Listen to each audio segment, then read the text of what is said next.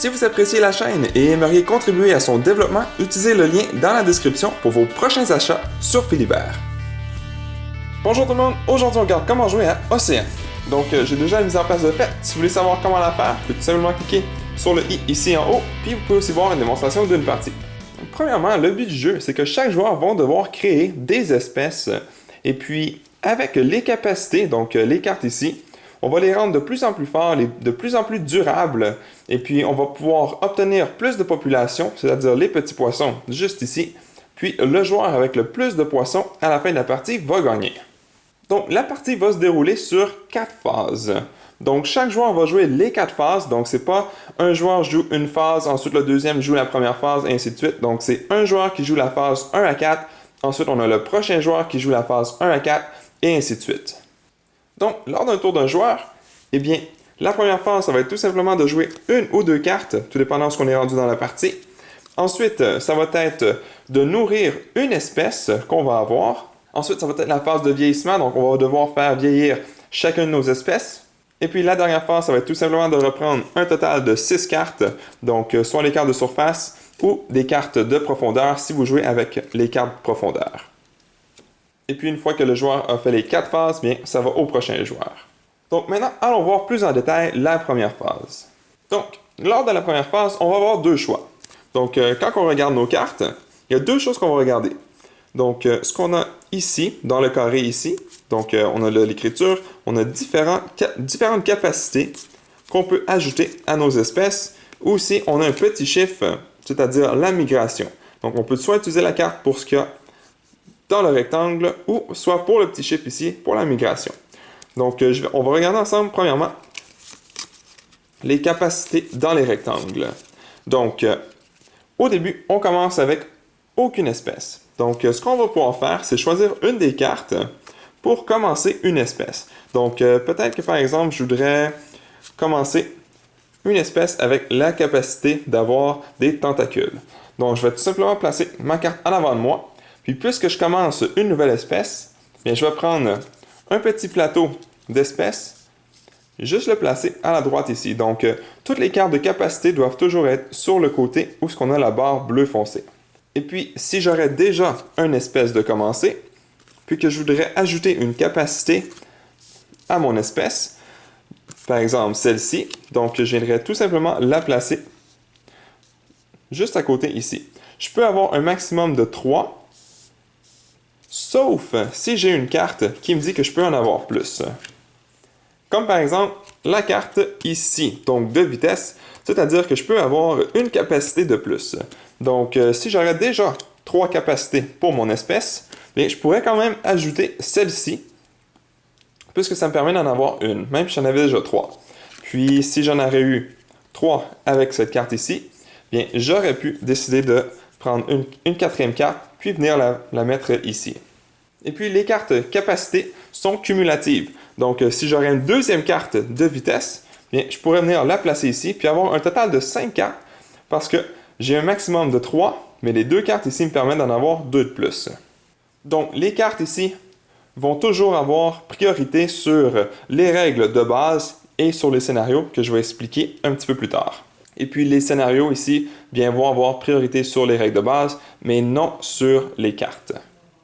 Et puis, si j'ai 2 espèces, puis que je veux en partir une troisième, bien, je vais pouvoir choisir soit de la mettre à la gauche, entre les deux, ou à la droite. Une fois que vous avez décidé, vous ne pouvez plus changer l'ordre, sauf quand vous ajoutez une nouvelle. Donc, par exemple, si je devrais l'ajouter ici, bien, c'est simple, je vais tout simplement ajouter la nouvelle espèce ici.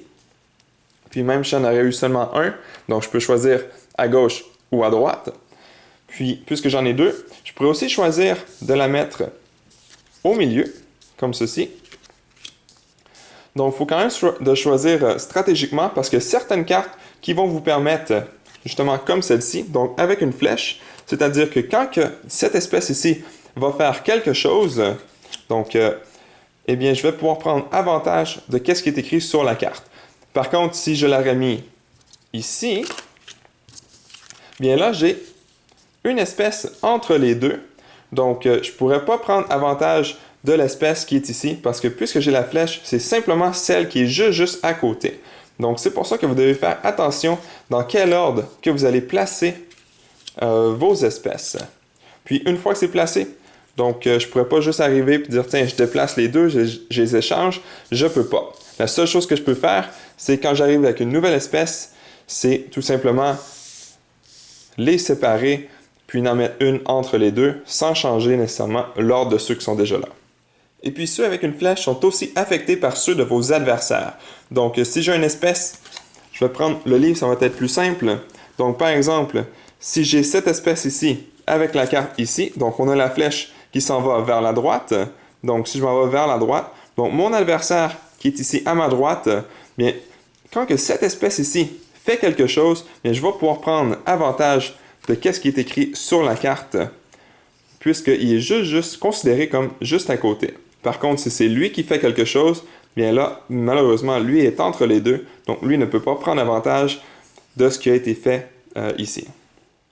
Donc ça, c'est votre première option pour la phase 1. Donc vous pouvez soit placer une nouvelle capacité sur une espèce qui est déjà en place, ou tout simplement en commencer une nouvelle, puis la placer à quelque part, soit à la droite, à la gauche ou entre deux. Et puis n'importe quand durant la phase 1, vous pouvez enlever des capacités. Donc si par exemple, vous ne trouvez plus que cette capacité-là est utile, vous pouvez tout simplement l'enlever, la placer dans la défausse, puis ça va vous donner de la place pour remplacer une nouvelle si vous voulez. Mais vous n'êtes pas obligé de la remplacer immédiatement si vous ne voulez pas. Et puis même si je veux, je peux en enlever plus qu'une. Donc je pourrais aussi enlever celle-ci si je veux. Votre autre choix, eh bien, ça va être de regarder les chiffres qui sont en bas ici. Donc par exemple, si je prends celle-ci, puis que j'ai le chiffre 8, donc je vais tout simplement la placer dans la pile de défausse, puis je vais pouvoir choisir une des zones de l'océan ou le récif. Donc par exemple, si je prends le récif, l'océan numéro 1 ici, bien, puisque j'ai le numéro 8, je vais pouvoir prendre 8 poissons, et puis ensuite, je vais pouvoir choisir où est-ce que je veux les placer. Je peux soit les mettre dans le récif, ou dans les deux autres zones qui sont ici. Donc par exemple, si je veux les mettre dans le récif, je vais tout simplement les mettre là, et puis c'est tout. Par contre, si j'aurais eu le 8, puis qu'il m'en restait juste 5 ici, bien malheureusement, c'est tout ce que je peux prendre. Je peux seulement prendre les 5, puis les 3 autres, eh bien, sont comme perdus. Puis je peux les mettre où ce que je veux. Donc je peux peut-être les mettre dans la zone 3. Mais je ne suis pas obligé de les prendre ici. Donc s'il m'en restait seulement 5, bien peut-être que j'aurais été mieux de le prendre ici, puis m'assurer d'avoir les 8, puis ensuite soit les mettre dans la zone 3 ou dans le récif. Peu importe qu'est-ce qui m'avantage le plus d'après les capacités de mes espèces. Donc voilà, c'était la phase 1. Donc on place une carte si on veut ou on la prend pour le chiffre, puis on la place ici, puis on change les poissons de place. La phase 2 maintenant, vous allez devoir choisir une espèce à nourrir. Donc même si vous en avez deux, les deux ne seront pas nourris.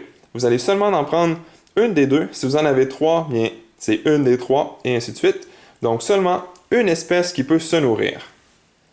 Donc pour nourrir notre espèce qu'on a choisie, bien, on va devoir regarder les symboles qu'on a sur le côté ici. Donc on en a deux. On a soit le vert ou le rouge. Puis aussi, on a des symboles avec comme un cercle, donc un signe d'interdiction si on veut. Donc c'est-à-dire que lui ne pourra pas attaquer, puis lui ne pourra pas faire de forage. Donc par exemple, si je regarde lui en premier, lui, il va me donner 5 nourritures. Donc je vais pouvoir aller juste ici, prendre 5 poissons, puis sur notre espèce, donc je vais pouvoir prendre les 5 poissons, puis les placer. On commence toujours vers le haut, donc on commence jamais avec le poisson avec les os. Donc j'en prends 5, puis je fais tout simplement les placer sur mon petit plateau de l'espèce. Et puis celle-ci me permettrait d'en prendre 2, donc encore une fois à la même place. Puis si jamais j'aurais les deux cartes ensemble, que ceci serait une espèce, bien j'aurais pu en prendre 5, 6, 7. Puis même si lui peut attaquer, donc je vais expliquer dans un instant qu'est-ce que c'est. Bien malheureusement, puisque celle-ci a le symbole, donc je ne peux pas attaquer, mais je ne peux pas me servir de celui-ci. Mais de toute façon, je dois prendre un ou l'autre, puis lui m'aurait donné seulement 2, puis lui m'en donne 7. Donc même si je pourrais m'en servir, ce ne serait pas avantageux. Donc ici, j'aurais pris un total de 7 poissons. Et puis, si jamais vous avez une espèce avec aucun cercle vert, eh bien, c'est comme si vous auriez 1 au total. Donc, avec les 2 cartes ici, puisque j'en ai aucun, bien, je pourrais venir juste ici dans le récif et puis prendre un poisson comme action de forage. Ensuite, pour ce qui est des attaques, donc si j'aurais l'espèce ici, donc j'aurais un total de 5. Puis, admettons que ça c'est le joueur 1, ça c'est l'espèce du joueur 2, bien, lui il va pouvoir attaquer un autre poisson, il pourrait même attaquer ses propres espèces aussi s'il veut, donc on n'est pas obligé d'attaquer les espèces des autres joueurs. Donc j'aurai un total de 5. Donc je viens ici, sur mon adversaire, je regarde s'il y a des œufs. Donc comme ceci, ici il n'y en a pas, donc je prendrai un total de 5 poissons, puis je viendrai les placer sur mon plateau, juste ici. Par contre, si l'espèce de mon adversaire ici aurait eu la carte ici pour se défendre, donc il y aurait eu les 3 cartes, donc j'aurais fait un total de 5 moins 4, donc j'aurais pu seulement prendre un de ces poissons. Donc il y aurait une défense de 4, moins une attaque de 5, donc je peux seulement en prendre une. Et puis même chose pour l'attaque, donc si vous avez des cartes où ce que vous en avez aucun symbole rouge, donc ici les 3 n'ont aucun symbole rouge, donc cette espèce ici serait considérée comme ayant un d'attaque. Donc même chose, donc un de forage et puis un d'attaque, puisqu'on n'a absolument rien d'autre. Tandis que celui-ci, bien, aussitôt qu'on commence à avoir des cercles soit verts ou rouges, bien, on prend les chiffres qui sont indiqués sur les cartes. Et puis si jamais vous attaquez, donc par exemple celui-ci doit en prendre 5 et celui-ci en a seulement 3, bien il va seulement en obtenir 3. Donc il n'obtiendra pas les 5 puisqu'il n'y en avait pas 5. Et puis c'est pas nécessairement parce qu'il n'y a plus de poissons que l'espèce est éliminée. Donc à son tour, mais que ce soit le temps de vieillir, si là il n'y a pas de poisson pour vieillir, que je vais expliquer dans un instant, là l'espèce va être éliminée. Mais pour l'instant, elle ne serait pas éliminée. Et puis si jamais vous attaquez, donc par exemple j'en ai 5, ici j'attaquerai, donc je prendrai les poissons, mais j'ai plus de place. Puis je viens de placer un poisson sur celui avec les os. C'est-à-dire qu'on a un surplus de population. Donc je vais tout simplement réduire jusqu'à temps que j'ai 5 poissons. Puis même si j'en prenais 5, bien lui, il est correct parce que je ne peux pas en prendre plus que j'ai de place ici. Donc, je n'aurais pas pu le prendre, puis ensuite enlever ceux-là, puis venir le placer ici. Je dois arrêter aussitôt que mon plateau ici est plein. Donc, je viens de perdre la chance d'obtenir celui-ci. En plus, je viens de tout perdre ces poissons-là, puisque j'ai eu un surplus de population. Donc, il me reste 5 poissons sur mon plateau ici. Les poissons ici vont tout simplement retourner dans le récif. Aussi, on a le petit symbole bleu qu'on a dans le bas ici. Donc, ce que ça veut dire, c'est que ce que ça me dit ici, c'est que je vais pouvoir gagner 2 quand une certaine chose arrive. Donc, gagner 2 poissons après que l'espèce à votre droite a été attaquée. Donc, par exemple, si j'aurais une espèce comme ceci, et puis que l'espèce ici se fait attaquer, bien, cette espèce ici va pouvoir aller chercher un total de 2 poissons. Par contre, quand c'est bleu, je ne les prends pas dans le récif, je vais les prendre dans l'océan. Donc, dans n'importe quelle zone, c'est moi qui ai choisi. Je ne peux pas faire, par exemple, un ici puis un ici. Je dois rester toujours dans la même zone. Donc, admettons que je sois dans la zone 3. Je prends mes 2 poissons et puis je les mets comme ceci. Maintenant, on a des scénarios aussi qui peuvent venir changer la donne un petit peu. Donc, premièrement, si on regarde celui-ci, donc chaque capacité avec ceci va avoir un plus 1. Donc, si ceci est activé, je vais l'expliquer dans un instant. Si ça c'est activé, bien là, je vais pouvoir en prendre jusqu'à 3 grâce à la carte ici.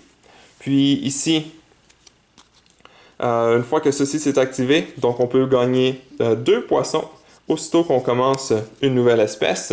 Donc, quand je commence une nouvelle espèce, bien, je place 2 poissons. La façon que ceux-ci sont activés, les scénarios, on doit regarder dans quelle zone est-ce qu'ils sont associés. Donc, cette carte ici est associée à la première zone. Donc, aussitôt qu'il ne restera plus de poissons dans la première zone, bien, celle-ci va être en jeu. Donc, on va pouvoir prendre avantage de ceci. Aussitôt que la zone 2 va être libre, bien, celle-ci va être en jeu. Puis, on a aussi la carte Cambria, donc l'explosion. C'est-à-dire qu'aussitôt qu'il n'y aura plus de poisson ici, on fait tout simplement la sortir. Puis, maintenant, on peut commencer à faire qu'est-ce qui est écrit ici. Donc, jouer 2 cartes au lieu de 1 carte. Ici, on doit avoir 2 poissons au lieu de 1 poisson. Si vous jouez de l'autre côté, donc les cartes ici ne seront pas disponibles tant aussi longtemps que cette carte ici n'aura pas été découverte. Donc, aussitôt qu'il n'y aura plus de poissons, on va pouvoir prendre la carte, puis on va pouvoir commencer à prendre les cartes des profondeurs. Puis on fait tout simplement la mettre en haut, comme ceci, pour montrer qu'elle est activée. Puis même s'il y a des poissons qui retournent dans la zone, bien, elle est toujours active. Tandis que eux ici ne seront plus actifs s'il y a des poissons qui retournent. Donc, s'il y a un poisson qui retourne ici, bien, malheureusement, on ne peut plus prendre avantage de ceci. Et puis, vous allez aussi avoir des cartes mauves. Donc, par exemple, celle-ci. Donc, les cartes mauves, c'est que aussitôt que l'océan, la partie de l'océan se fait vider, bien, c'est quelque chose qu'on fait immédiatement. Donc, on résout qu'est-ce qui est écrit sur la carte. Et puis, ensuite, plus tard dans la partie, s'il y a des poissons qui retournent dans la zone et puis qu'ils se font enlever à nouveau, donc à chaque fois qu'on enlève les poissons et qu'il n'en reste plus, on active la carte mauve qui est ici. Donc ici, donc toutes les espèces sans les traits de profondeur doivent perdre 3 populations. Donc aussitôt que le dernier poisson se fait enlever, on résout qu'est-ce qui est écrit ici une seule fois. Puis s'il n'y a aucun poisson qui revient dans la zone, bien on ne refera pas la carte ici. Mais si un autre poisson, ensuite on l'enlève, on refait encore une fois. Ceux qui n'ont pas de carte comme ceci doivent perdre 3 poissons. Tandis que les bleus, eux, c'est tout au long de la partie, en autant qu'il n'y ait plus de poissons dans la zone de la carte bleue. Et puis juste pour être sûr que ce soit clair, donc si vous prenez le forage, c'est-à-dire le cercle vert, bien, comme vous voyez, on a un cercle vert ici. Donc les poissons doivent venir d'ici, du récif. Si on attaque, donc avec le symbole rouge, ça doit provenir d'une autre espèce. Donc on prend les poissons sur le plateau d'espèces. Puis si jamais c'est un triangle bleu, eh bien, on a les triangles bleus justement ici, comme qu'on peut voir. Donc, ça doit provenir des océans. Puis, si la première partie est vide, donc on va dans la deuxième. Si c'est vide, on va dans la troisième. Puis, si jamais il reste moins de poissons que le chiffre ici, donc ici j'ai un 2, je pourrais en prendre 2. Il en reste seulement 1, donc je pourrais seulement en prendre 1. Et je n'irai pas chercher le deuxième ici. Ensuite, une fois que vous avez un des espèces qui s'est nourri, soit en faisant du forage ou en attaquant une espèce, bien, on peut passer à la prochaine phase. Donc, la prochaine phase, c'est que chaque espèce va devoir vieillir. Donc, tant aussi longtemps que ceci ne sera pas activé, que je vais expliquer un petit peu plus tard, vous allez en prendre. Vous allez prendre un poisson pour chaque espèce. Et puis, vous allez tout simplement les placer derrière votre petit écran. Donc, comme ceci, vous auriez un écran, puis vous le placez à l'arrière pour le cacher des autres joueurs. Et puis, si jamais vous n'avez plus de poisson que vous devez faire le vieillissement, eh bien, votre espèce est tout simplement éliminée. Les cartes vont tout simplement aller dans la défausse, et puis vous retournez le petit plateau d'espèces juste au milieu ici. Donc, tant aussi longtemps que votre espèce a réussi à donner le poisson de vieillissement, même s'il en reste 0, donc même s'il y en aurait plus par après, bien, vous êtes correct. Mais s'il n'y en a pas, puis que vous n'en avez pas assez, donc par exemple, s'il m'en reste seulement un, puis que ceci a été activé, ou que vous devez en prendre 2, puis vous en avez seulement un, bien, votre espèce est aussi éliminée.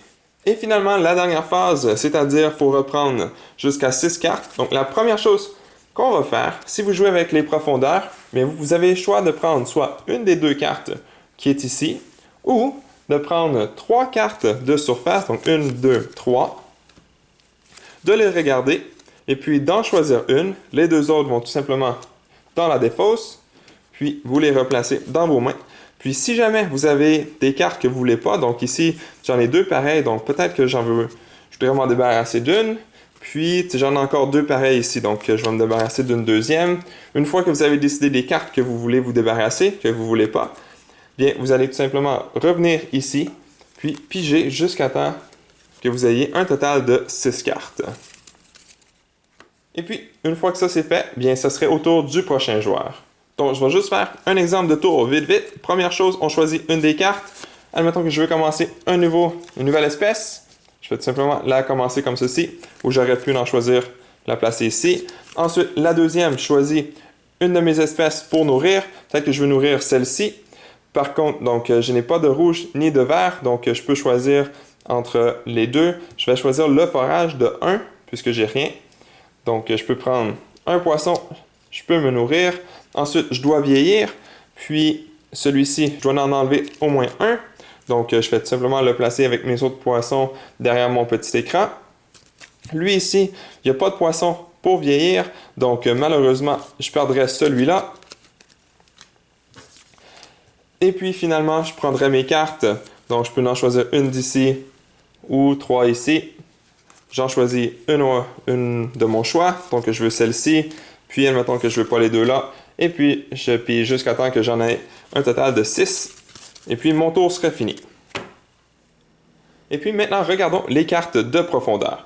Donc, si durant la 4e phase, vous avez décidé de prendre une carte de profondeur au lieu d'en prendre 3 puis d'en garder une, bien, au prochain tour, pour placer les cartes, donc durant la première phase, vous allez pouvoir jouer une carte de profondeur si vous voulez. Ce que vous allez regarder, c'est le chiffre ici en bas. Donc, ici, on a un 2.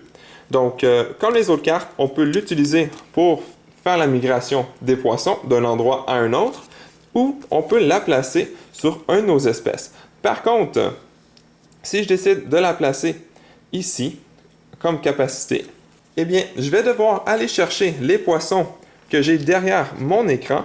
Donc, dans ce cas-ci, j'ai un 2, donc je devrais prendre 2 de mes poissons derrière mon écran pour pouvoir payer pour la carte. Puis, les 2 poissons peuvent retourner n'importe où, soit dans le récit ou dans un endroit dans l'océan. Et puis, si jamais durant la phase 1, vous décidez d'enlever une des cartes comme ceci, eh bien, vous faites tout simplement l'enlever de la partie. Et puis, quand une carte a été choisie, vous faites tout simplement la remplacer par une nouvelle. Donc, vous allez continuer comme ceci. Un joueur joue les 4 phases, ensuite c'est au prochain joueur qui joue les 4 phases, et ce jusqu'à temps qu'on n'ait plus aucun poisson dans aucune zone de l'océan. Même s'il en reste dans le récif, ça n'a pas d'importance. La partie se termine aussitôt qu'on n'en a plus ici.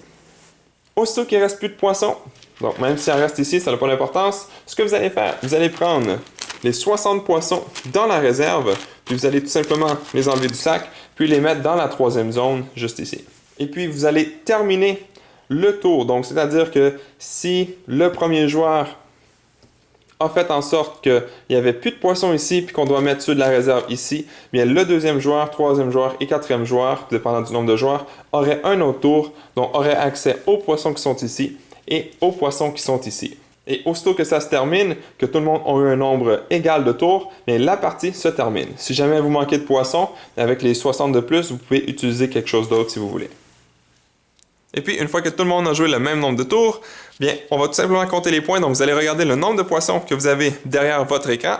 Donc, ici, j'en aurais 2, 4, 6, 7. On compte aussi les points qu'on a sur nos espèces qui sont encore en vie. Donc, j'aurais 1, 2, 3, donc je serais rendu à 10, 11. Et on compte les points sur les tuiles qu'on a reçues au début. Donc, j'aurai un total de 15 points. Celui qui a le plus de points, eh bien, gagne la partie. Et puis, si c'est égalité, on regarde le nombre de cartes de traits de toutes les espèces. Donc, ici, j'en ai 3. Rex en a 4. Donc, ça serait Rex qui gagnerait. Et puis, si c'est encore égal, eh bien, c'est la première personne qui se trouve une job sur un bateau de pêche en Alaska qui gagne. Donc, voilà, c'est tout. Vous êtes maintenant prêts à commencer à jouer à Océan. Merci à toutes les personnes qui ont regardé jusqu'au bout cette vidéo. Si cela vous a plu, n'hésitez pas à mettre un j'aime ou un commentaire sous la vidéo et de vous abonner pour ne rien manquer à l'avenir, car cela fait toujours plaisir pour le travail réalisé.